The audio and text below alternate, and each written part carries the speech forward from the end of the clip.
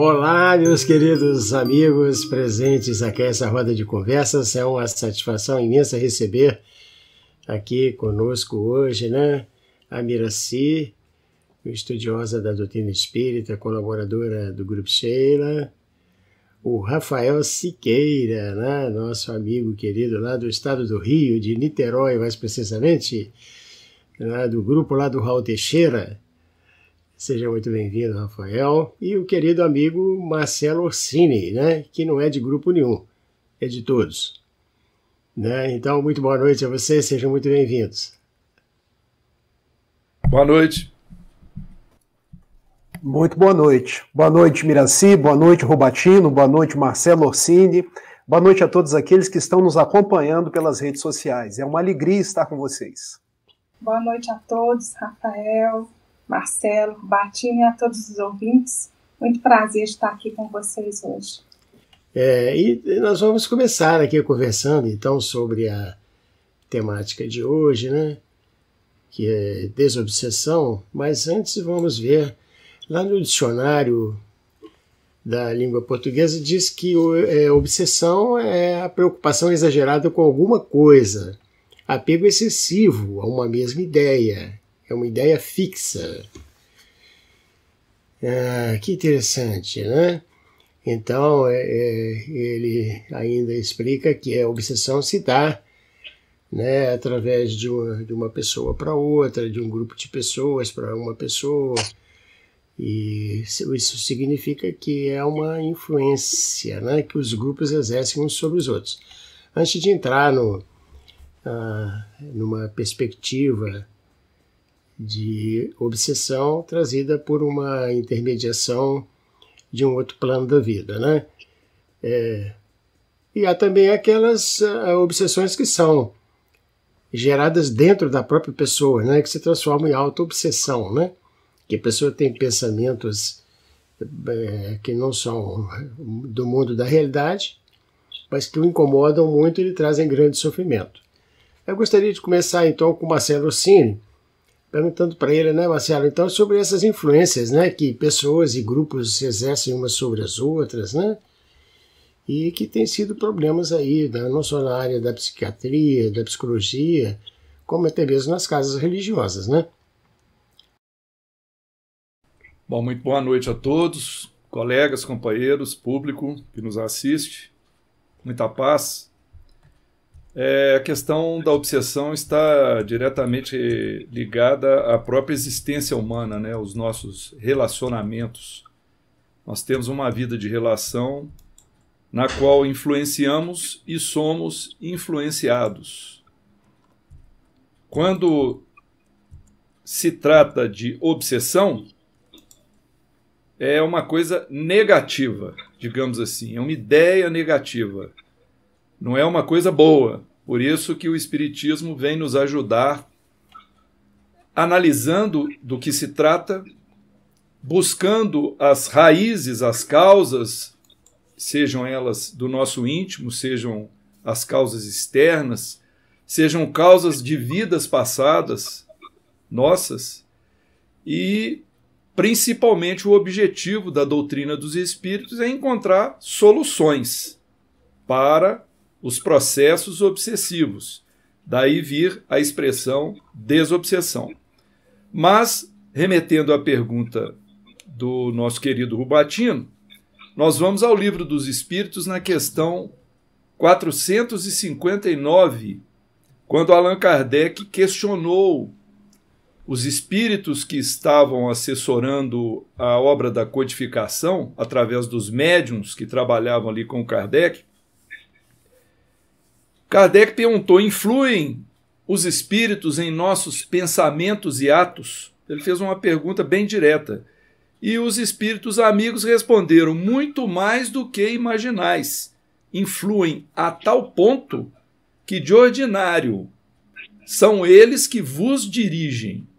Então é uma resposta muito contundente, mostrando que todos nós estamos imersos em um universo realmente de relacionamento, não apenas com pessoas encarnadas que estão no mundo material como nós, mas que estão no outro plano da vida, na outra dimensão, os desencarnados. Muitas pessoas ficam preocupadas, será que há espíritos na minha casa? Há espíritos na casa de todos nós, na minha, na sua, dos companheiros aqui, de qualquer pessoa. Nós temos espíritos frequentando os nossos ambientes. A questão, então, vai se tratar de como agir em relação a isso. O que de melhor tirar proveito dessa situação ou o que evitar nessas questões desse trânsito espiritual. Porque o Rubattini explicou, então, o conceito de obsessão genérico, né? Aquela vexação, aquela mania, aquela insistência de domínio. E, de uma certa forma, é isso que vai acontecer quando a gente estudar o assunto sob a ótica espírita. Então eu vou encerrar aqui a minha introdução para que os companheiros também possam opinar. Perfeito. Então, Rafael, eu gostaria que o Marcelo abriu bem o leque aí, né? Mas o Marcelo, inclusive, o amigo Rafael, inclusive, é um acadêmico de psicologia, né? E, naturalmente, um pesquisador disso daí. Existe a influência entre pessoas do dia a dia, né, Rafael? Assim, por exemplo, uma pessoa do grupo familiar ou do grupo de trabalho influenciando outras pessoas de maneira obsessiva, né?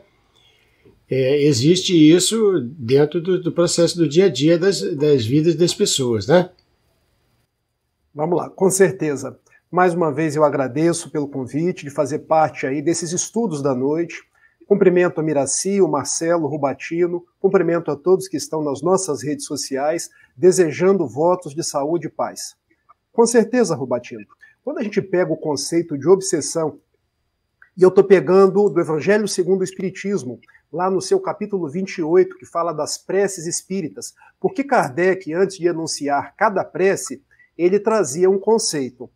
Então ele trouxe o conceito da obsessão, eu peço permissão para ler porque fica mais didático. A obsessão é a ação persistente que um espírito mau exerce sobre um indivíduo. Vamos agora decantar cada uma dessas palavras. Ação persistente. O que isso quer dizer? Não é uma simples ação, é uma ação reiterada, ou seja, um espírito vai insuflando suas ideias, insuflando os seus fluidos, vai atingindo o outro de uma forma reiterada, que um espírito mau exerce sobre o indivíduo, o que nos leva a concluir que espírito bom não leva à obsessão. O que leva à obsessão é um espírito mau, um espírito que não nos quer bem. E olha a forma didática como Kardec coloca para a gente. Um espírito exerce sobre o indivíduo. Aqui ele não diz se o espírito está encarnado, se está desencarnado, o que nos leva a crer que a obsessão ela pode se dar das mais variadas formas. Existe a obsessão do desencarnado para o encarnado, existe a obsessão do encarnado para o desencarnado, e existe a obsessão, igualmente, o Rubattino, entre encarnados e entre desencarnados. Porque onde existia alguém querendo impor a sua vontade, querendo influenciar negativamente outra pessoa, existe um processo obsessivo. E termina o conceito Kardec dizendo da seguinte forma: apresenta caracteres muito diversos, desde a simples influência moral, sem perceptíveis sinais exteriores, até a perturbação completa do organismo e das faculdades mentais. E mais para frente a gente vai ver que essa obsessão ela pode se dar de uma forma simples, através de uma fascinação ou através de uma subjugação. Agora eu vou responder a você mais diretamente. Será que eu, um encarnado, posso obsidiar o outro encarnado? Posso. Como isso se dá? Quando eu começo a fazer o predomínio da minha vontade sobre outra pessoa. Vejamos aqui no meu lar. Somos eu, a minha esposa e a minha filha. Quando eu começo a impor a minha vontade à minha esposa, querendo dominar a sua forma de falar, a sua forma de agir, querendo que ela se submeta à minha vontade, eu estou ou não estou obsidiando? Querendo que ela se torne um objeto para satisfazer os meus interesses, os meus propósitos, eu estou ou não estou obsidiando? Eu não estou ou não estou fragilizando mentalmente uma outra pessoa? E se eu exerço uma influência negativa sobre a minha filha? fazendo com que ela tenha medos, ansiedades, temores, eu estou ou não estou obsidiando? Então a gente precisa alargar o conceito de obsessão, porque obsessão se exerce nos mais variados ambientes. Vejamos o ambiente de trabalho. Hoje se fala muito do assédio, o assédio moral. Nada mais é do que uma forma de influenciar, porque eu me valho da minha situação de poder, de influência, para determinar outras pessoas, para fazer com que elas se dobrem ao guante da minha vontade. É ou não é uma obsessão? Quando eu começo a insuflar ideias negativas de desânimo em outras pessoas, falando que elas não valem nada, que elas não têm qualquer tipo de produtividade ou de utilidade perante a vida, eu estou ou não estou obsidiando? Então, na verdade, o complexo obsessão, ele se dá em todos os momentos, até mesmo na casa espírita. Quando eu, ao invés de fazer o bem, elevar vidas, elevar almas, trazer o entusiasmo, ideias positivas, eu estou sempre naquela postura. Eu gosto de fazer umas brincadeiras. Vocês lembram do desenho do Zé Colmé e do Catatal? Que tinha dois personagens. Um era o Lipe, o leão da positividade, o outro era uma hiena chamada Hard, sempre de cabecinha baixa. Ó vida, ó céu, ó azar. Eu transmito para as outras pessoas essa negatividade. Já viram aquelas pessoas que chegam para a gente, parece que o santo não bateu. A gente coloca a culpa no santo, mas em verdade são os processos de obsessão, onde uma vontade dominante, ela vai impondo a sua influência moral, a sua influência fluídica sobre outra pessoa. Então a gente deve entender que esse fenômeno obsessão, a ação persistente, pode se dar de um espírito desencarnado para um encarnado, que é a mais comum, mas pode se dar de encarnado para encarnado, de desencarnado para desencarnado, e até mesmo de um encarnado para um desencarnado. Como isso, Rafael? Eu vou trazer um exemplo clássico. Quando um parente nosso desencarna, e nós sentimos saudade. Não podemos transformar a dor saudade em dor revolta. E eu começo... Não me desfaço das roupas, mantenho aquele quarto, todo dia naquela lamentação, passam-se anos. Eu começo encarnado a influenciar o desencarnado do lado de lá, porque eu me mantenho preso a ele, ele se mantém preso a mim. Rubatino, eu desde os meus 22 anos, eu frequento reunião mediúnica, e uma vez um espírito chegou para mim e disse assim, eu quero me livrar do meu obsessor. E foi muito curioso, porque se perguntou para ele, mas meu irmão, usualmente os espíritos é que são os obsessores. Não, mas aqui houve uma inversão, porque eu estou quieto no meu canto, aí aquele que é o encarnado, qual eu era parceiro, ele quer beber, mas ele precisa de um parceiro. E como eu era parceiro da bebida na vida física, ele sempre me chama. Então eu acabo sendo atraído, obsessão do encarnado para desencarnado, pelas vibrações da mente dele. Vocês se lembram? O Marcelo falou, a nossa mente emite ondas, a nossa mente capta ondas. Então a gente tem que ter essa assertividade de pensar que a obsessão é toda ideia que persiste, é toda ideia que se sobrepõe, é toda ideia fixa. Iraci, e aí? E aí eu fiquei super animada com esse convite, porque é um tema que a todos nós interessa. E quando os meus queridos amigos estavam falando, uma palavra ficou assim martelando aqui na minha mente, que é a influência, né? Bom, a influência que um espírito pode exercer sobre outro espírito, é preciso que o espírito que está recebendo a influência aceite. Se ele não aceitar, o espírito pode emitir, mas aquele que está recebendo pode repelir aquela influência, né? Então, a obsessão, ela é uma tentativa de um espírito de dominar o outro. Mas, se aquele espírito que está sendo alvo da dominação estiver com a mentalidade dele formada, se ele estiver com a mente voltada para o bem, o mal não vai ter como se instalar, como o dominar, porque nós temos, ao nascermos, o nosso anjo guardião.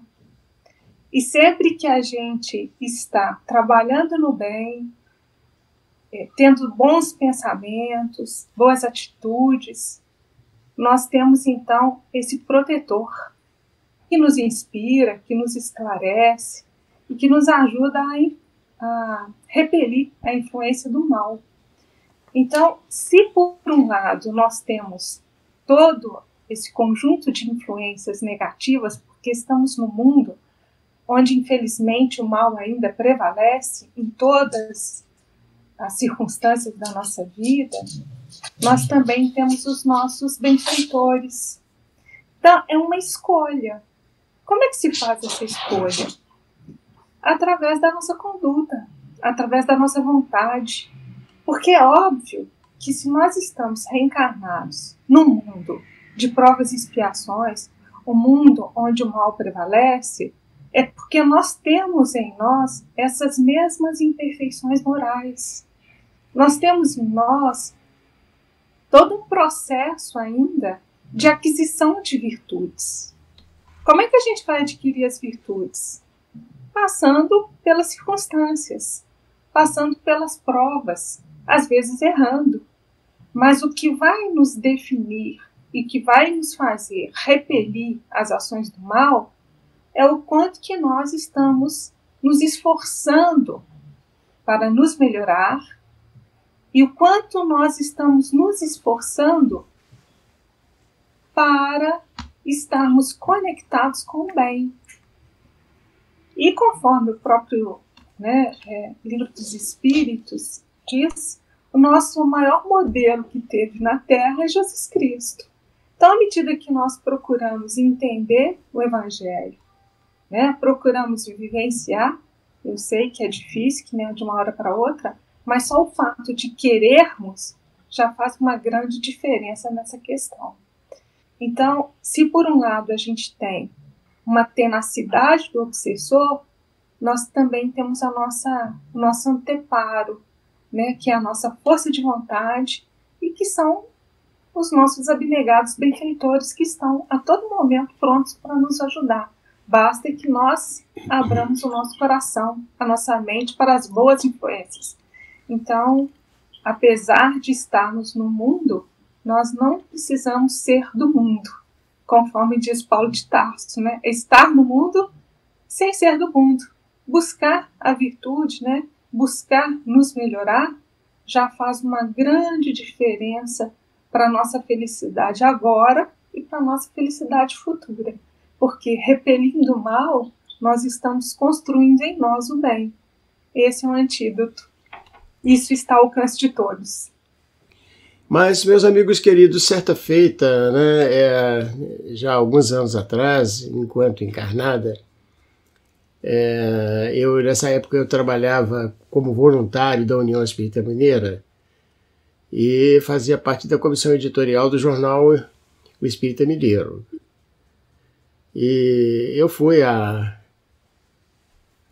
uma casa espírita de Belo Horizonte para assistir uma palestra da doutora Marlene Nobre.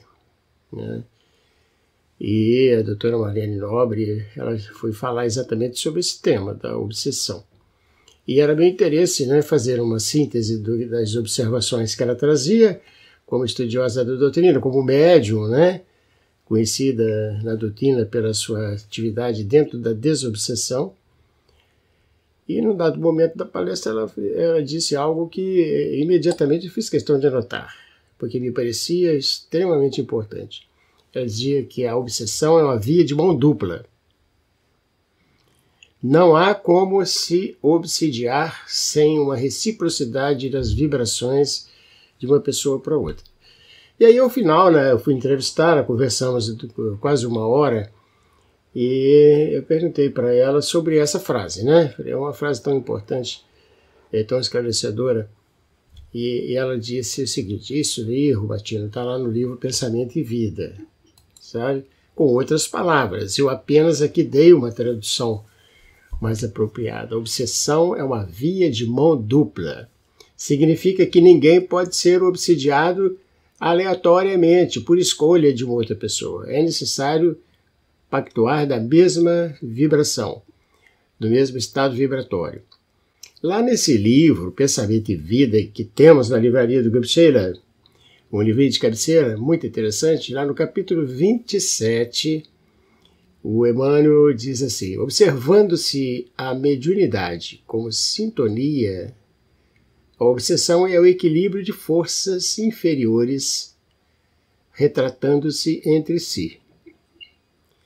E mais embaixo ele vai dizer: não há obsessão unilateral. Isto é, a obsessão é uma via de mão dupla, né? Então eu queria pedir, invertendo a ordem das participações aqui, trazer o Rafael primeiro.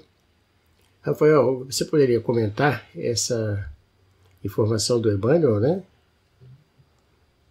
Quando ele diz que não há obsessão unilateral, nem de encarnado para encarnado, nem de desencarnado para encarnado.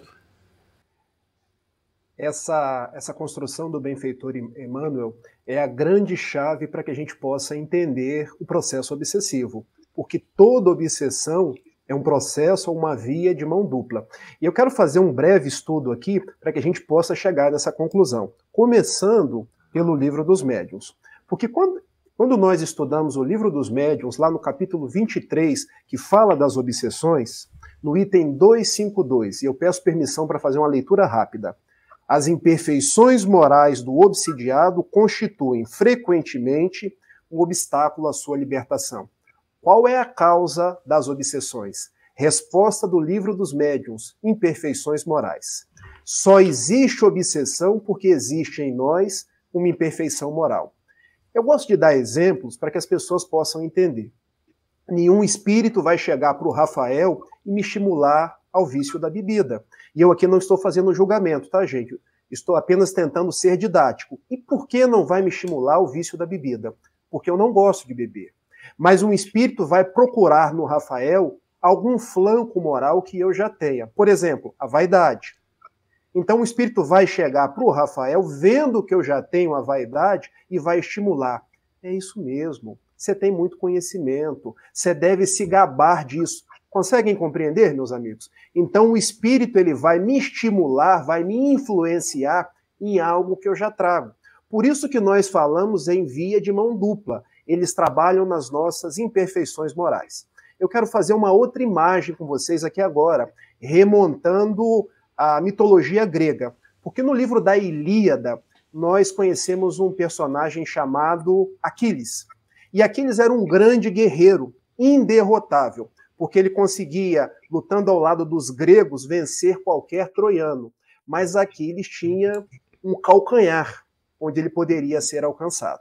E vejam, ele ganhava de todo mundo, mas ele morreu exatamente com uma flechada no calcanhar. O que isso quer dizer?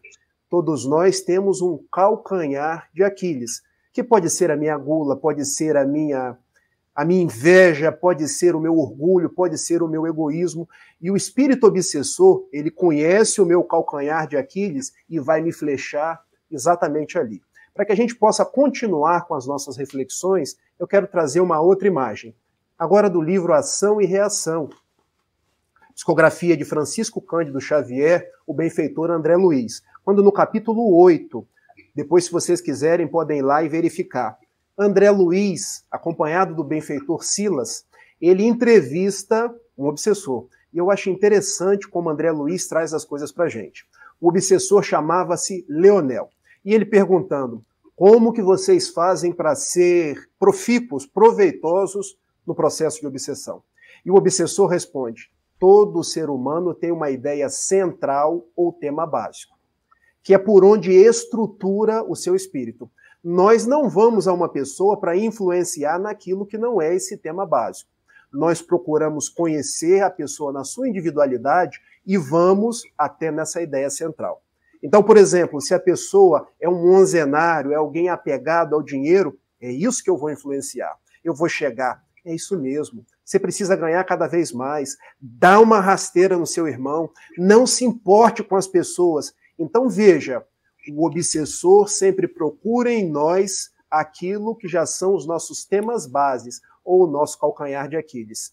E o instrutor Silas, ele, no final dessa entrevista com o benfeitor, com o obsessor Leonel, ele traz uma frase que eu reputo assim, digna de destaque. Cada um é tentado exteriormente pela tentação que alimenta em si próprio. Ou seja, nós já trazemos as matrizes, os flancos. O que o obsessor faz? Vai lá e estimula. Vai lá e põe uma pimentinha para que a gente possa desabrochar aquilo e cair na sua influência obsessora. Daí nós falamos que a obsessão é um processo de mão dupla. E relembrando que o Marcelo já colocou para a gente, influem os espíritos nos nossos pensamentos e em nossos atos? Muito mais do que imaginais. De ordinário, eles vos dirigem. E na sequência do Livro dos Espíritos, eles conhecem os nossos pensamentos? Conhecem os pensamentos, até mesmo aqueles que vocês querem esconder de vocês mesmos. Porque o pensamento do Rafael eu posso esconder da Miraci, eu posso esconder do Marcelo, mas eu não escondo daquele que se faz o meu obsessor, que conhecendo a minha fraqueza estimula, fazendo esse caminho de ida e de volta. Então, quando alguém chega na casa espírita, eu preciso me libertar, e eu vou falar de um jeito divertido mais uma vez, eu preciso me libertar do meu encosto. O primeiro encosto que nós temos são os nossos vícios, são as nossas mazelas, porque o grande processo de libertação das obsessões é quando eu venço as minhas imperfeições. Tornando-me uma pessoa melhor, o obsessor já não achará mais o vício o qual ele possa obsidiar. Muito interessante. Miraci, então, né? Não há obsessão unilateral, né? O que significa que a obsessão é uma via de mão dupla, né? Diz Emmanuel. E aí, quer comentar, Miraci? Muito! Eu vou pegar uma carona na fala do Rafael, nesse mesmo item 252 do capítulo 23 do Livro dos Médiuns. Kardec conta um caso. O caso é algumas senhoras que moravam numa cidade do interior, na França, e elas começaram a ter as roupas espalhadas, rasgadas por todos os lugares. Às vezes até no telhado tinha roupa delas. Então elas acharam que podia ser uma brincadeira de mau gosto, então trancaram, né, as roupas. Mas mesmo assim as coisas continuaram acontecendo. Então elas chamaram, né, um padre para fazer um exorcismo, né, e não adiantou, e aí elas procuraram, né, chegou ao ouvido delas a respeito do espiritismo, que ainda estava bem no início, né, e elas procuraram Kardec. E aí o Kardec, então, fez uma evocação, né, a respeito, né, e ele observou que esse espírito era bastante malévolo, né, e bastante vingativo. E aí o benfeitor, né, que foi fazer o esclarecimento a respeito desse espírito, indicou para essas senhoras que elas praticassem a caridade, mas não a caridade material, mas a caridade da palavra, porque elas eram muito maledicentes, frequentemente faziam pilhérias, né, faziam piadas das pessoas, e esse espírito tinha sido vítima delas, pegando então a carona também no que o Marcelo falou anteriormente, né, que às vezes a obsessão são de espíritos, né, já desencarnados, que têm, né, para conosco, né, uma mágoa, né, nós os ferimos de alguma forma, então eles querem uma vingança. Então esse espírito já desencarnado, em vida, vivia na mesma cidade que elas e foi vítima dessa maledicência e sofreu muito. Então, por isso que ele estava tentando se vingar. Então, o espírito benfeitor aconselhou que se dissesse a essas senhoras que elas deveriam controlar a língua delas, porque, inclusive, uma delas, que era muito maledicente, o próprio anjo guardião tinha se afastado. Por quê? Porque o mal não consegue, o bem não consegue conviver com aquele que não quer mudar, né? Então, é muito interessante a gente saber que, na verdade, se elas mudassem a atitude, naturalmente, que elas teriam o apoio para que esse espírito mal não pudesse fazer essas brincadeiras, né, de mau gosto, essa perseguição. Uma outra coisa que o Rafael comentou é a respeito do pensamento, né, que que o espírito, né, o obsessor, ele consegue perceber os nossos pensamentos. Então, a gente sabe que o pensamento é uma onda eletromagnética, né? Inclusive, a gente tem, né, um eletroencefalograma que vê essas ondas, né, do cérebro. Mas nós, com os nossos sentidos grosseiros, a gente não consegue perceber. Mas quando a gente está emitindo os nossos pensamentos, eles têm uma forma, né? Eles frequentemente estão aqui à nossa volta. Assim como a televisão capta uma onda e transforma, né? Ela é um decodificador, transforma essa onda numa imagem, nós também emitimos. Só que nós não temos uma aparelhagem física para a gente conseguir decodificar esse pensamento, assim como o desencarnado tem. Tem essa possibilidade, por quê? Porque ele vive uma dimensão onde o pensamento, sendo uma matéria mais etérea, né, ele consegue visualizar esses pensamentos. Por isso que a gente não consegue esconder aquilo que a gente realmente é. Então, muitas vezes, nós mesmos nos enganamos, achando que estamos bem, e, na verdade, cultivamos o mal bem no nosso interior. Nós não encaramos de frente ainda aquilo que precisamos melhorar. Então, são esses pequenos detalhes, né, das nossas imperfeições que a gente nega para a gente mesmo e por isso não trabalha, que são os flancos, né, que são aquelas portas de entrada para que espíritos que também comungam conosco as mesmas imperfeições possam caminhar conosco lado a lado, interferindo na nossa vida e ainda nos estimulando a sermos como a Gabriela, né? Eu nasci assim, vou ser sempre assim e vou morrer assim. Quer dizer, não nos estimulando a mudança para o bem, né? Então, nós é que precisamos estar atentos a nós mesmos. Nós é que precisamos verificar o que precisamos transformar. Assim como essas senhoras tiveram, né, essa alertiva de que precisavam fazer a caridade da palavra, quantos de nós também precisamos fazer isso? Não é porque uma pessoa está numa situação diferente da nossa, ou tem um pensamento diferente do nosso, que nós podemos nos dar ao luxo, né, de sermos críticos, de sermos coléricos, de sermos irritados com aquela pessoa. Ela tem o direito de ser quem ela é. Então, a gente precisa cultivar, né, a benemerência, a benevolência, porque assim, cultivando, naturalmente, que nós estamos, então, nos afastando do mal e caminhando para o bem. E aí, Marcelo, então, o Emmanuel diz que não há obsessão unilateral, né? A doutora Marlene Nobre traduzia em não a obsessão é uma via de mão dupla, né? E então, Marcelo, diante de todas as circunstâncias que a gente conversou até aqui, né?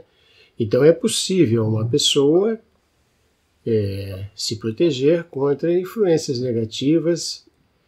Ou será que aquela frase, né, que está lá no Evangelho segundo o Espiritismo, diz que reconhece-se o verdadeiro espírita pelas suas transformações morais, pelos esforços que empreende para superar as suas más inclinações?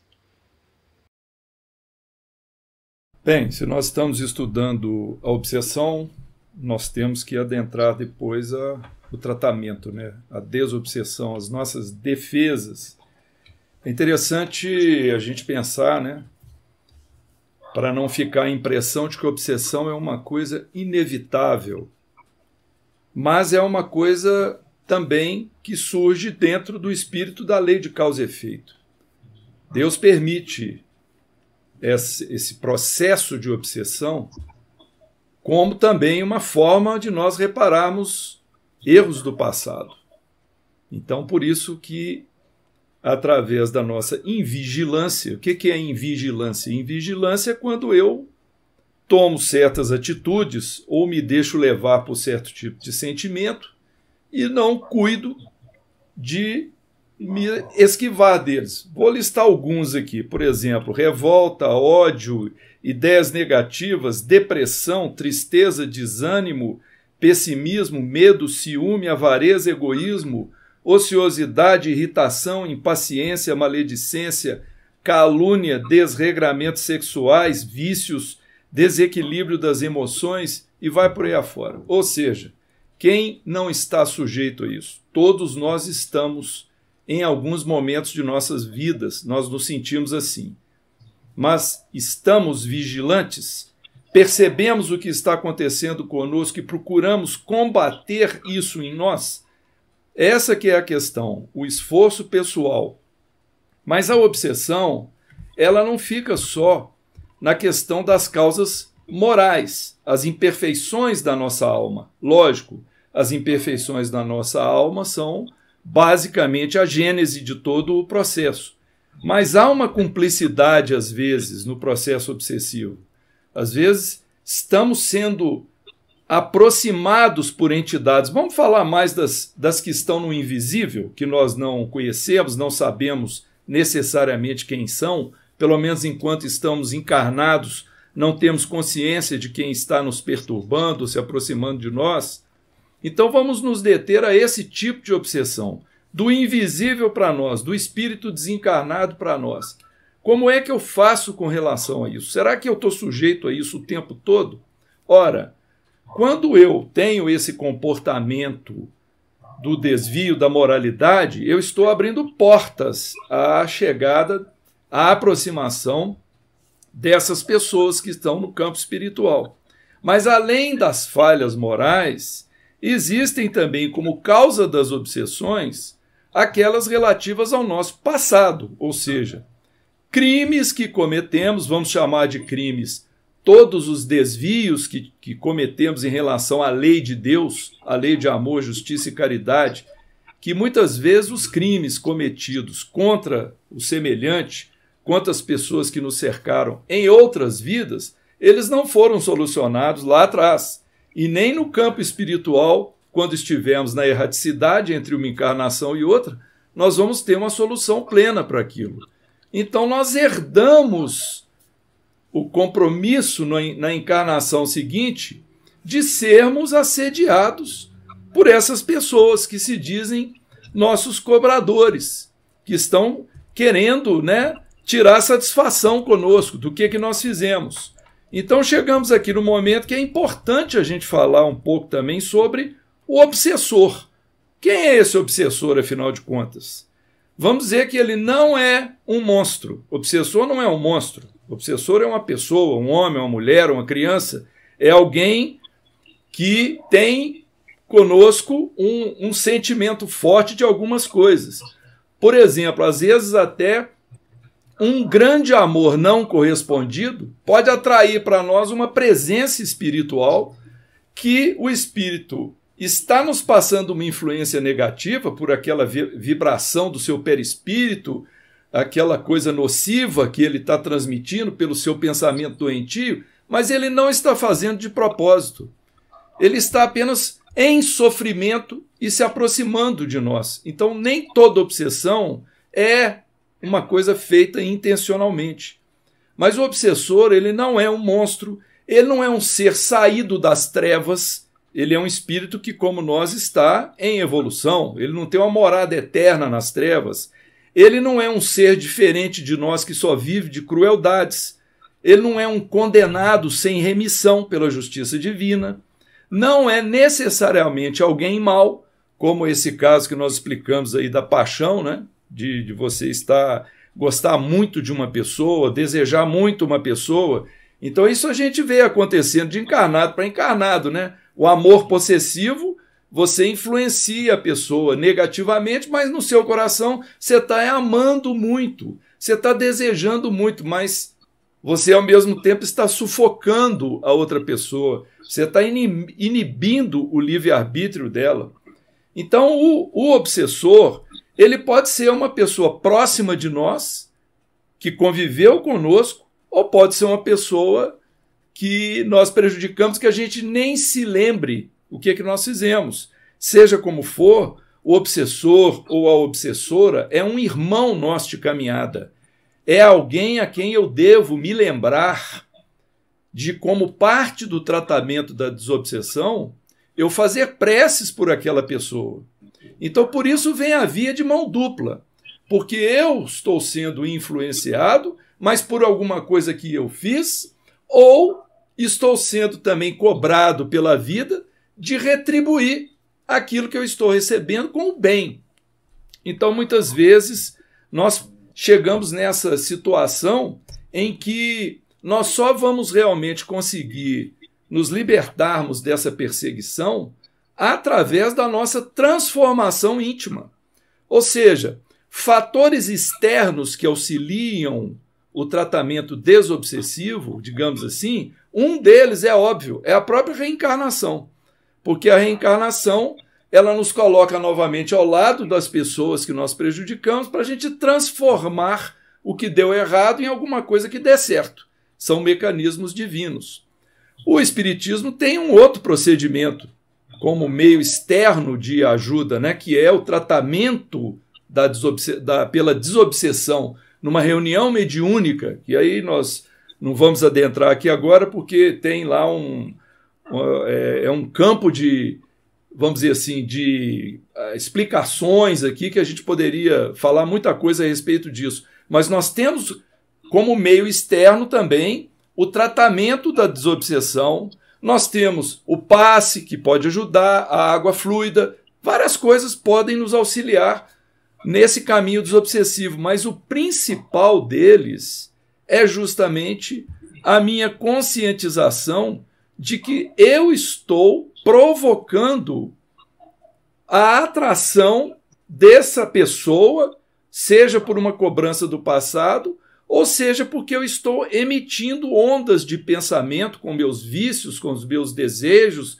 com as minhas ambições, e ele está captando assim como uma antena transmite uma música de uma rádio numa determinada frequência, e o receptor aqui sintoniza com aquela rádio e ouve a música.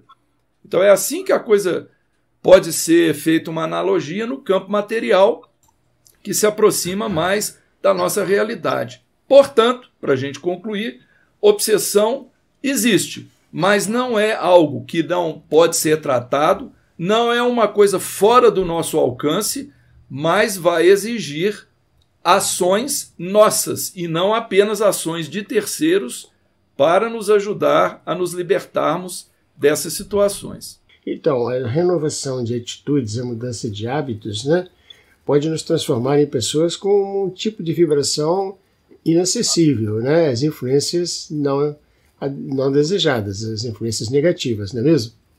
Exatamente. Há uma bela página da benfeitora Meimei, pela psicografia de Chico Xavier, quando ela nos diz que cada dia de nossa vida é uma página em branco que nós vamos escrevendo de acordo com as nossas atitudes. Se as nossas atitudes são boas, se elevam, se nós nos propusemos a fazer o bem, nós estamos escrevendo as nossas marcas indeléveis para a posteridade. Agora, se as nossas atitudes são negativas, ainda ostentam ódio, divisão, nós estamos abrindo nossas tomadas para que o obsessor possa colocar o plug. Então, estou fazendo uma metáfora. O que é a obsessão? É quando eu abro a minha tomada, vem o obsessor, coloca o plug, porque, na verdade, o vício já está dentro de mim. E o que é renovar-se moralmente? É eu pegar o grande livro da minha vida, que tem páginas passadas de outras vidas, tem páginas passadas da presente vida, e ressignificar, reescrever, porque a cada dia que começa eu tenho uma oportunidade nova de renovar atitudes, de fazer coisas velhas de jeitos novos. E é para isso que nós estamos encarnados. Quando nós nascemos, o nosso compromisso foi de amar. Amar mais e odiar menos. Foi de perdoar as pessoas, foi de ajuntar ao invés de dividir.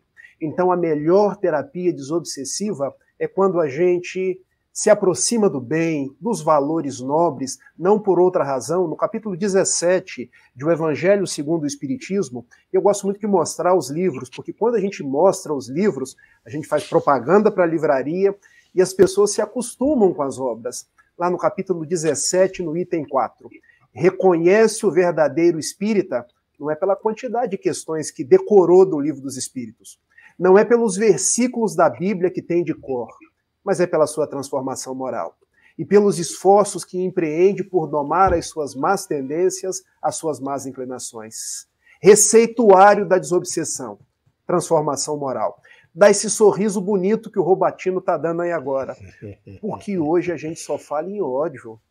Hoje a gente olha as pessoas como inimigas. E vejam, se a gente tem tanto inimigo encarnado, o que dirá os desencarnados que nos conhecem de tantas outras existências? Vamos amar mais. Vamos perdoar as pessoas que nos apontam o dedo em riste. Porque diz Raul Teixeira que quando nós apontamos o dedo em riste para alguém, há 3 apontados para a gente. E há esse dedão aqui que é o dedo de Deus, porque só Deus sabe de tudo. Vamos servir sem perguntar até quando, porque essa é a tarefa da desobsessão. Vamos orar mais. Será que a gente tem orado? Ou será que quando a gente vai orar, a gente, Pai nosso que estás no céu, e já está roncando, desdobrado? Precisamos orar, precisamos fazer o culto do Evangelho no lar. Diz o benfeitor André Luiz que não há uma única prece que não seja atendida. Então, vamos entregar nossos propósitos à espiritualidade. Pedir ajuda, gente, porque a gente precisa pedir ajuda da mesma forma que podemos ajudar uns aos outros. Vamos trabalhar no bem. Eu me recordo de uma reunião mediúnica ocorrida na SENOF, Semana Espírita do Norte Fluminense. E ao final da reunião, as pessoas começaram a cantar a música do Bezerra de Menezes. Todo mundo queria que o Bezerra de Menezes viesse dar uma mensagem. Quem veio foi o Espírito Zé Grosso, que eu acho que vocês 3 conhecem. Aquela voz grossa, rouquenha. Estão esperando o Bezerra? Estão cantando para o Bezerra? Sim. Vão se contentar com o José Grosso. Para sintonizar com o Bezerra, tem que trabalhar no bem. Porque o Bezerra agora está numa comunidade ajudando crianças carentes. Se vocês querem, então, disse o Zé Grosso para a gente, se vocês querem sintonizar com o Bezerra, trabalhem mais. Não adianta só vir para a casa espírita, para os estudos, que é importante, mas precisamos colocar os estudos na prática. Vamos tomar mais o passe, vamos tomar mais a água fluidificada, que é essa terapia medicamentosa para que a gente possa reequilibrar os nossos fluidos. E se for preciso, gente, nós temos a medicina do mundo. Porque muitas pessoas acham, mas na casa espírita eu resolvo tudo. Mas só existem psicólogos, existem psiquiatras porque Deus mandou, porque Deus permitiu que nós tomássemos remédios. E diz a benfeitora Joana de Ângeles, Manuel Filomeno de Miranda, entre outros, que o melhor tratamento é aquele que nós conjugamos as 2 possibilidades, as possibilidades do mundo com as possibilidades da medicina espiritual. Porque existe entre um neurônio e outro um espaço que nós chamamos de fenda sináptica, onde existem determinados neurotransmissores que ficam em desajuste nos processos de depressão, nos processos neuróticos e, igualmente, nos processos obsessivos. E por quê? Porque a carga obsessiva vai desajustando os nossos processos somáticos do corpo físico. Então, a gente pode se valer de um psicólogo, há excelentes psicólogos, espiritualistas. Eu estou procurando estudar para ser um deles, se Deus quiser.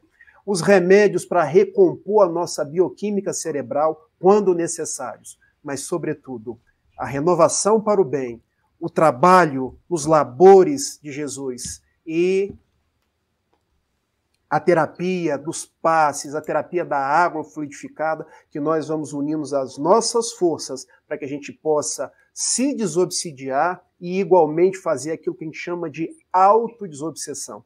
Porque, Robatino, como a gente é o nosso próprio autoobsessor.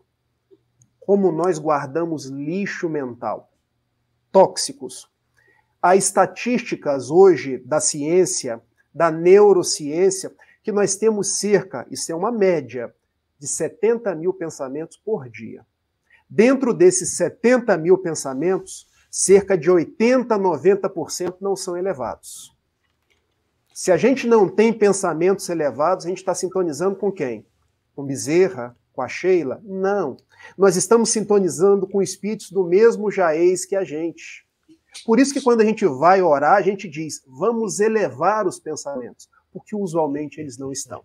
Então, se eu quero fazer a técnica da autodesobsessão, eu preciso pensar melhor, falar melhor, guardar otimismo, ver beleza nas coisas e nas pessoas, para que eu possa ajudar os bons espíritos me ajudar. Nós estamos falando nesse bloco, né, sobre renovação de atitudes, mudança de hábitos, né?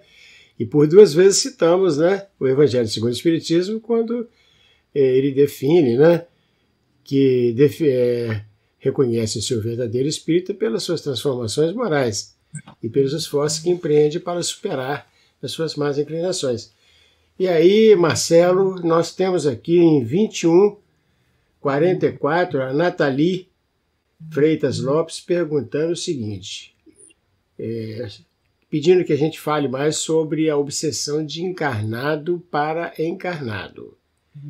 Quer dizer, de que maneira, Marcelo, a gente, se modificando intimamente, a gente pode se contrapor a uma influência de encarnado para encarnado, talvez encarando de melhor maneira, né? Bom, já até foi muito bem explorado esse tema aí pelos colegas, mas vamos falar sobre uma coisa que acontece no nosso dia a dia, palatável, né? O ambiente de trabalho, isso às vezes é muito comum, grandes empresas, né? Nós temos pessoas de toda sorte de personalidade, pensamento, interesses, e às vezes não é um chefe querendo obrigar a gente, né, a fazer isso, fazer aquilo. Às vezes é mesmo um espírito dominante pela personalidade dele. Ele deseja se impor, deseja... É aquele momento em que a gente se sente acanhado e constrangido no nosso livre-arbítrio de não poder expressar aquilo que a gente gostaria, ou de desagradar se eu agir dessa ou daquela maneira. Isso acontece também dentro de casa, acontece nos lares. Eu, particularmente, e acredito que os colegas vão pensar da mesma forma, a solução é sempre o que vem aqui de dentro. Nós temos que encontrar o medicamento dentro de nós. Não tem como você alterar, mudar o comportamento da outra pessoa. O André Luiz, ele fala, eu não me lembro se é no Conduta Espírita ou no Agenda Cristã, que a gente, quando tiver uma ferida, nós não vamos lá fustigar as moscas, a gente tem que cuidar da ferida. Então, o nosso pensamento, nossa linha de trabalho, ela tem que estar voltada para dentro de nós, em nos precavendo, em nos fortalecendo. Muitas vezes, um mesmo ambiente onde haja uma pessoa maltratando ou tentando se impor, subjugando a outra, aquela pessoa vai criar suas defesas e vai começar a pensar de uma forma diferente. Ela vai se sentir mais tranquila em relação àquilo, ela vai compreender, às vezes, a fraqueza do outro que está tentando subjugá-la, fraqueza moral, que nós queremos dizer, né? Perdoando, tendo mais paciência para com ele, porque nós estamos todos em níveis de evolução espiritual diferente, mas nós gostaríamos de relacionar algumas coisas que consideramos sejam medidas preventivas para todos nós, principalmente nós espíritas. Somos muito estimulados, por exemplo, ao estudo. O espírita precisa estudar muito. Estudar a doutrina, estudar o evangelho, estudar de uma forma geral para ter cultura, mas também procurar aprofundar no estudo da sua doutrina, entender o que é o espiritismo, ler os livros da codificação, ler as obras subsidiárias, porque quando a gente não estuda, nós estamos sujeitos a instabilidades do pensamento, a gente se limita às trivialidades do dia, a gente fica com pouca convicção dos nossos conhecimentos, das nossas coisas, dos nossos objetivos. nós ficamos dando espaço para as ideias vazias. É a sala vazia onde adentram lá os espíritos inferiores, né, e ficam navegando ali na nossa mente. Nós fazemos julgamentos equivocados, porque aí vem os nossos preconceitos. Nós aceitamos as coisas sem discernimento. Então, a pessoa que não procura estudar, que não procura se informar, ela fica sempre insegura e dependendo de outras pessoas. E, além do estudo, muito importante para nós, a prece, mas aquela prece bem formulada, com sentimento, a prece sincera, a prece que a gente se preocupa mais com o outrem do que com nós mesmos. Ou seja, a proposta é a gente fazer, realmente se lançar a uma reforma íntima sistematizada. Isso é que vai nos ajudar nesses relacionamentos, seja com os encarnados ou com os desencarnados. Por quê? Porque o estudo, ele abastece a nossa mente com esclarecimento e com um apoio que vai ser uma semente lançada à nossa terra. E a prece, ela vai ser como a água que vai regar aquela semente, ela vai nos ajudar a sintonizar com o mais alto.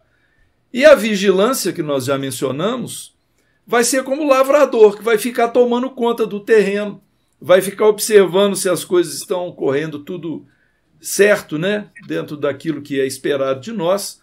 Mas para tudo isso, vai ser sempre necessário vontade, perseverança, esforço e abnegação.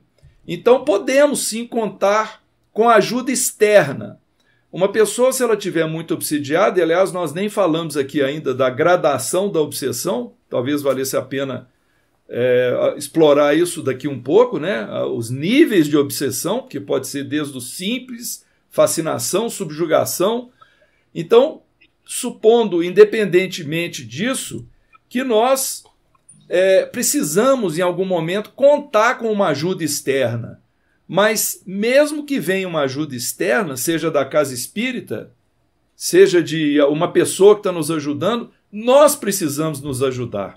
Pela oração, pela leitura, pelo trabalho no bem. Se a gente não se comprometer, nós vamos ser coniventes.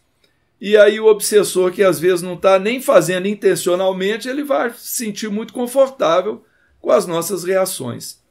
Então, assim nós entendemos e esperamos ter respondido a contento aí a dúvida ou anseio da colega que nos perguntou.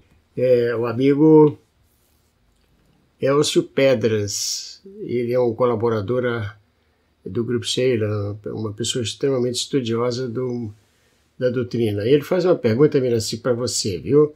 Ele quer saber se a obsessão pode influenciar as crianças, ou se as crianças estão infensas às influências espirituais negativas, chamadas de obsessão.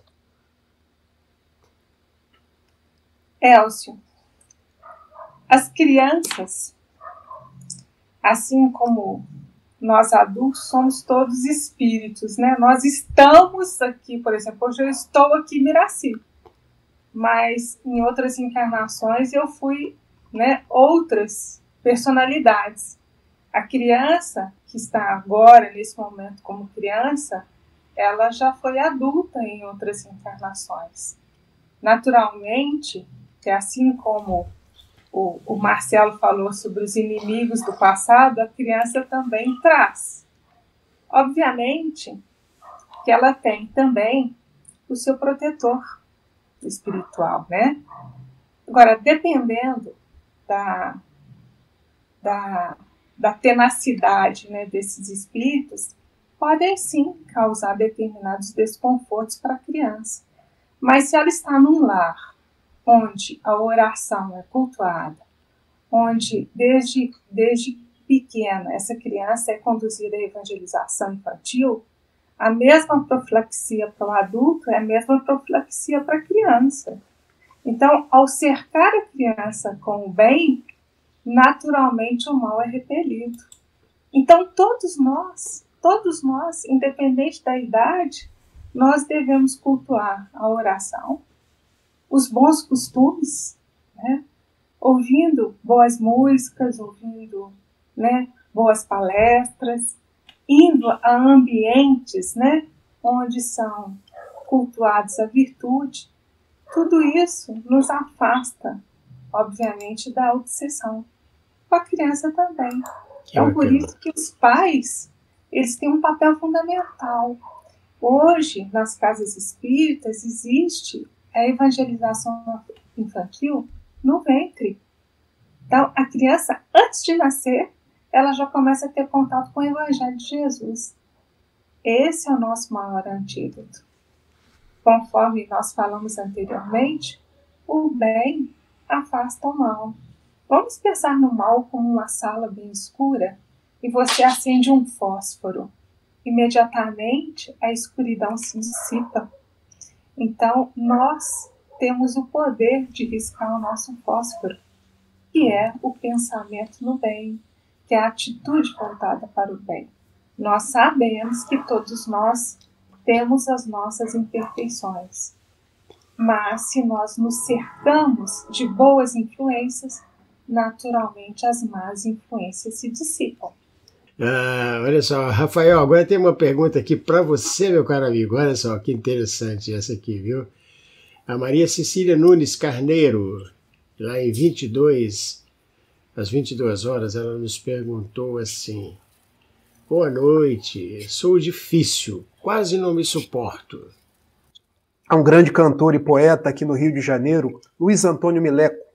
Ele nasceu com deficiência visual e engrandeceu a vida cantando, fazendo as mais belas poesias. Eu quero dedicar a você uma das poesias do Mileco, que dizia mais ou menos assim: você é uma canção que Deus canta, Ele quis compor você. Você é uma canção que Deus canta, Ele gostou de compor você. Ninguém tem o seu sorriso, sua voz, seu tom, seu jeito. Ninguém tem o coração que só palpita no seu peito. Do poeta do infinito, você é perfeito verso, rima rica que faltava do poema do universo. Todos nós temos as nossas dificuldades. Todos nós temos os nossos momentos que a gente mesmo não se suporta, que a gente se dá conta que ainda faz muito mal, quando já deveria fazer mais o bem. Mas o próprio apóstolo Paulo, lá em Romanos 7, versículos 19 e 20, dizia: não faço o bem que quero, mas o mal que não quero, esse faço. Então a gente tem que olhar para nós mesmos com mais doçura, com mais tolerância, entendendo sempre que nós somos filhos de Deus. Nós caímos, mas a providência nos levanta. Temos a responsabilidade de nos melhorar, mas não podemos olhar para nós mesmos com aquele olhar de cobrança excessiva, com aquele auto-martírio, porque o auto-martírio vira também uma auto-obsessão. Se você não se suporta, passe a olhar para você mesmo de um jeito diferente. Passe a ver qualidades que você as tem e, se for preciso, busque ajuda. Busque um amparo no atendimento fraterno numa casa espírita. Se for preciso, busque um amparo de uma conversa terapêutica com algum psicólogo e, se for preciso, tome o remédio que algum psiquiatra te receite. Mas não deixe de te ajudar, porque você é uma filha de Deus e tem tudo para seguir em frente, para dar certo. Existem espíritos obsidiando? Sempre. Diz o apóstolo Paulo, lá em Hebreus capítulo 12, versículo 1, todos nós estamos rodeados por uma multidão de testemunhas. Só que essas testemunhas são obsessoras? Sim, mas existem muito mais espíritos nobres que nos querem o bem, o nosso anjo de guarda, os espíritos familiares. Muitas pessoas olham para a obsessão como sendo algo para me constranger, mas esquecem dos benfeitores que me querem o bem, daqueles que me carregam no colo, daqueles que fazem de tudo para que eu siga em frente. Fique com estes últimos e receba o nosso abraço de paz. Muito obrigado.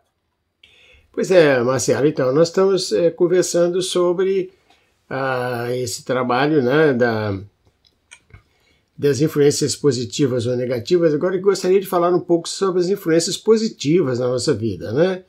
São aquelas que nos trazem sensações de felicidade, de paz e de amor. Afinal, né, Marcelo, nós sabemos que há espíritos amigos que estão investindo na nossa experiência, né? Acreditando na nossa renovação de atitudes, na nossa mudança de hábitos, acreditando que podemos ser pessoas melhores e, por que não, pessoas felizes, né?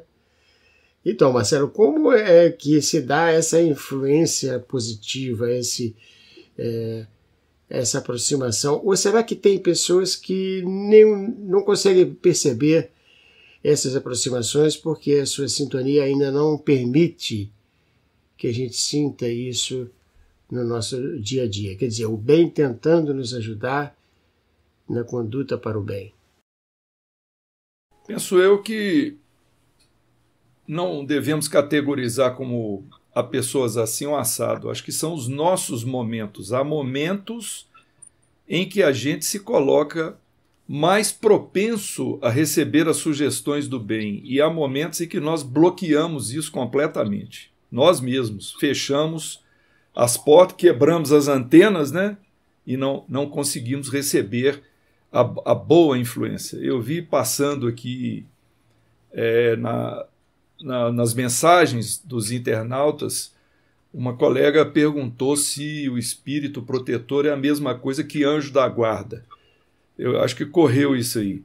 Então isso acho conveniente a gente falar um pouco sobre isso. Isso, o protetor espiritual é o anjo da guarda.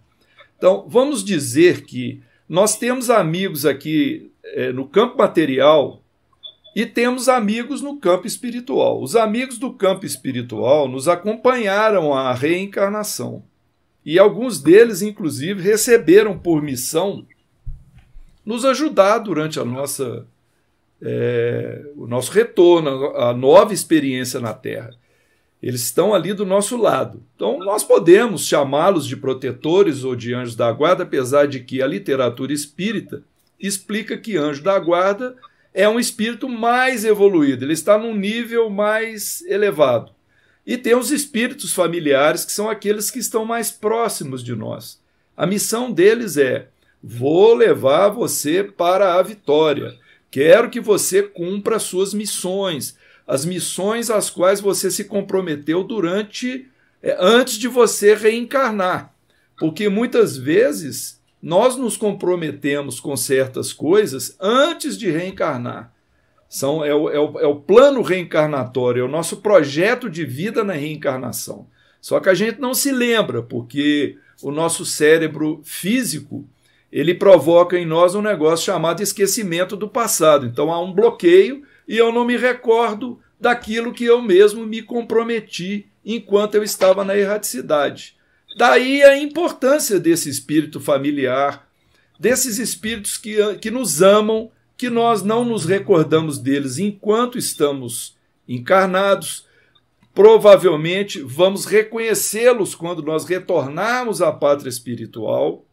Por isso o Espiritismo trata com muita naturalidade o processo da reencarnação e da desencarnação, porque é nascer para a matéria e nascer para o plano espiritual. Nós sempre vamos encontrar amigos nos dois campos da vida. Agora, do nosso íntimo, uma pessoa que está sintonizada com o mal, com o vício, com a maledicência, que ela está num momento, vamos dizer assim, de ciúme, num momento de ódio, num momento que pensa em vingança, que ela está se sentindo para baixo, como se estivesse sendo menosprezada, qualquer coisa que faça com que a nossa vibração, que a gente costuma falar, né, fique ruim, negativa, ficamos num estado de tristeza ou depressão. Esses momentos nós sabemos, nós temos grande dificuldade de sintonizarmos com ideias mais nobres. Essa sintonia, ela ocorre de uma maneira mais fácil quando a gente faz orações costumeiramente, não é a oração, aquela oração que vem impressa numa folha de papel e eu vou ficar lendo aquilo dali mecanicamente sem me preocupar com as palavras, o sentido das palavras. Não. A oração feita na minha comunicação com Deus, comunicação com um espírito que eu admiro, com ideias assim de realmente trazer para a minha vida as coisas boas. Então, isso vai colocando a minha sintonia voltada justamente para a alegria, para a felicidade, para o bem. Isso é muito importante. O tipo de ambiente que eu frequento, os vícios que eu tenho, sejam eles morais ou orgânicos, estou cuidando deles? Eu pergunto, só para a gente fazer um exemplo aqui, vamos dizer assim, bem exagerado. Depois que eu comer um prato de lasanha desse tamanho, bem recheado, eu consigo fazer prece? Ninguém consegue fazer oração num momento desse. Você estava em processo digestivo de muito esforço do organismo, o coração bombeando sangue para o seu estômago. Aí como é que eu consigo fazer prece? Então é preciso ter aquele momento, o cuidado para que a gente abra espaço para as boas influências. Antes de dormir, ao deitar, eu faço uma leitura, faço uma oração. Antes de sair da cama de manhã, mesma coisa. Durante o dia, antes da alimentação, da refeição, está sempre tentando escolher um bom livro para eu ler, ou me vinculando a um projeto social em que eu possa doar algumas horas da minha vida para ajudar as pessoas. Então, isso faz que os espíritos, bons espíritos, se aproximem de nós. A realização do culto do Evangelho no lar, onde eu vou não apenas aprender, como eu vou compartilhar com aqueles da minha casa encarnados que desejam comungar comigo daqueles ensinamentos, e os desencarnados que os espíritos enviam para minha casa para poder aprender aquilo que eu estou aprendendo também. Então, toda ação no bem, principalmente aquelas feitas sistematicamente, farão com que bons espíritos simpatizem conosco, se aproximem de nós e queiram nos ajudar. Essa é a melhor maneira da gente ter, né, Rubatina, a boa influência. Ou seja, começa com nós mesmos abrindo o coração para que elas se acheguem a nós. Que beleza. Meus amigos queridos, o tempo está voando, nós temos muito poucos minutos para chegar ao término da nossa live. A transmissão de um assunto tão rico, né, está passando com uma velocidade incrível, né? A gente está tratando de assuntos muito importantes no dia a dia de cada um de nós, né? A gente pode dizer por nós mesmos que estamos aqui na mesa redonda, né, na roda de conversas. Certa feita, Miraci, eu observei que havia grande chance de ajudar pessoas no local de trabalho, sabe? E eu tinha um colega, uma pessoa extremamente competente, valorosa, e esse colega mas andava muito mal humorado, sabe? Sem nenhuma paciência com a empresa e consigo mesmo, sabe? Bastante infeliz. Eu observava aquilo, né, com todo cuidado para não ser invasivo, não ocupar um espaço indevido, mas pensava assim, eu gostaria de intervir de alguma maneira para ajudar essa pessoa. E então me ocorreu, tinha saído para almoçar, e, como gosto muito de livros, estava andando ali no centro da cidade, entrei na livraria salesiana e peguei lá, me ocorreu assim, eu vou dar para ele um presente. Né? O livro que eu escolhi foi Minutos de Sabedoria. E aí eu fiz uma dedicatóriazinha pequenininha, escrevi 2 ou 3 palavras dizendo ao meu amigo querido, né, algo extraordinário, um pequeno livro de grande conteúdo. E botei lá na mesa dele sem falar nada. Deixei lá, ele não viu eu colocando. No final da tarde eu vi que ele foi embora e não falou nada também. Eu pensei, bom, se não der nenhum resultado, tudo bem, a intenção foi boa, né? Mas não, passados alguns dias ele veio, sentou-se perto de mim e falou assim, olha, cara, depois que você botou aquele livro lá na minha mesa, todo dia eu lembro do livro, sabe? Aí eu folhei aleatoriamente e esse livro, cheguei a uma conclusão que esse livro foi escrito para mim. Né? Então, Miraci, a gente pode influenciar pessoas, né? Sim, com certeza. Né? Se existem, né, conforme a nossa amiga perguntou, né, anteriormente, né, se se a gente pode ficar fechado, né, para essas influências positivas, né, essas influências superiores, muitas vezes a gente não consegue ouvir, né, através da intuição, porque a gente está tão fechado nos nossos problemas que a gente precisa de uma coisa mais material, né? Então Deus socorre o homem pelo próprio homem. Então, muitas vezes, se a espiritualidade não consegue intuir aquela pessoa, intui o Rubatino, sabe? Aí o Rubatino vai lá e coloca um livro na mesa do companheiro que está triste. Então, todos nós somos instrumentos. Inclusive o próprio obsessor, muitas vezes, ele pode ser um instrumento para o bem, porque quantas pessoas procuram uma igreja, um centro espírita, porque estão infelizes. E a partir daí, elas têm um encontro consigo mesmas, um encontro com Jesus. Então, de um mal pode advir um bem. Então, muitas vezes, as pessoas procuram pela dor o consolo do nosso Mestre Jesus. Então, as oportunidades, muitas vezes, Deus nos dá a todo momento. E, às vezes, a gente acha que é o mal. Não, mas é a oportunidade de nos reequilibrarmos. Então, uma pessoa, por exemplo, que acha, que gosta pouco de si mesmo, que às vezes não se suporta, começa a fazer o bem, que aí, você fazendo bem... Ontem eu fui no supermercado, e foi no final do dia, eu estava muito cansada, e tinha 2 crianças conversando sem parar. Foi me dando uma irritação, aquela falação das crianças. E eu falei, gente, o que é isso? Como é que eu estou irritada assim? Aí eu inverti a história. Aí eu me aproximei das crianças, elas estavam falando sobre um donut que elas tinham ganhado ali na fila, né? Loucas para comer e conversando qual que era o melhor. E eu comecei a conversar com as crianças. Falei, é mesmo, eu também vou querer um donut desse, qual que é o sabor melhor? E comecei a conversar com as crianças. Rapidamente aquilo passou e foi muito bom conversar com as crianças. Então, assim, todo momento a gente tem a oportunidade de superar uma coisa que aparentemente é ruim e a gente vai se abrindo para uma coisa boa, né? E conforme eu falei, o homem, nós todos como homens socorremos, né? Uns aos outros. Então é importante que a gente assuma esse papel também, né?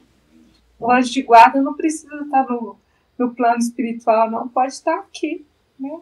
Cada momento que a gente faz uma boa ação, nós estamos nos tornando um pouco melhores e nos conhecendo o nosso lado bom, né? Que às vezes a gente fica tão preso nas nossas imperfeições que a gente esquece também de falar do nosso lado bom. E é importante que a gente também se valorize, porque cada vez que a gente se valoriza, a gente dá oportunidade para a vida nos usar como o Rubatino foi usado, né? Para ajudar o amigo que estava numa situação difícil. Pois é. Então, nós estamos chegando ao final da nossa transmissão de hoje e lembrando que na semana próxima passada a gente fez uma temática ligada à oração, né? E naquela ocasião a gente então dava nítida e segura informação de que a oração é um meio extraordinário de a gente começar o dia, por exemplo, né? E fazer coisas melhores, sendo hoje um pouco melhor do que ontem, e avaliando o nosso hoje para ver se amanhã a gente pode investir e nos tornar pessoas mais adequadas, mais apropriadas, mais ajustadas àquilo que é melhor para nós e para o nosso processo evolutivo.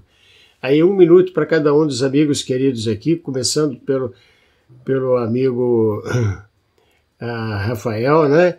Rafael, sobre a importância da oração no processo de renovação de atitudes, de mudança de hábitos, de se aclimatação a uma outra possibilidade de ser feliz.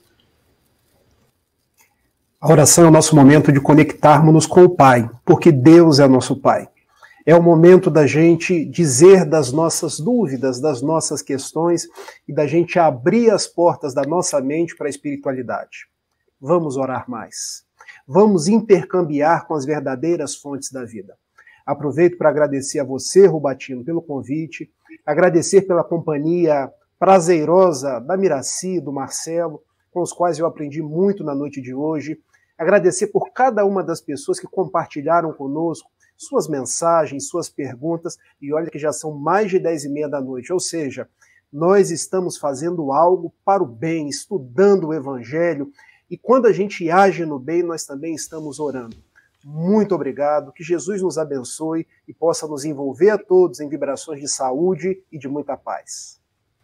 E aí, Marcelo Orsini, 1 minuto para você lembrar para nós aí, com a sua sabedoria, seu gosto pela literatura e pelo estudo, né, a importância da oração na mudança de hábitos, né, Marcelo?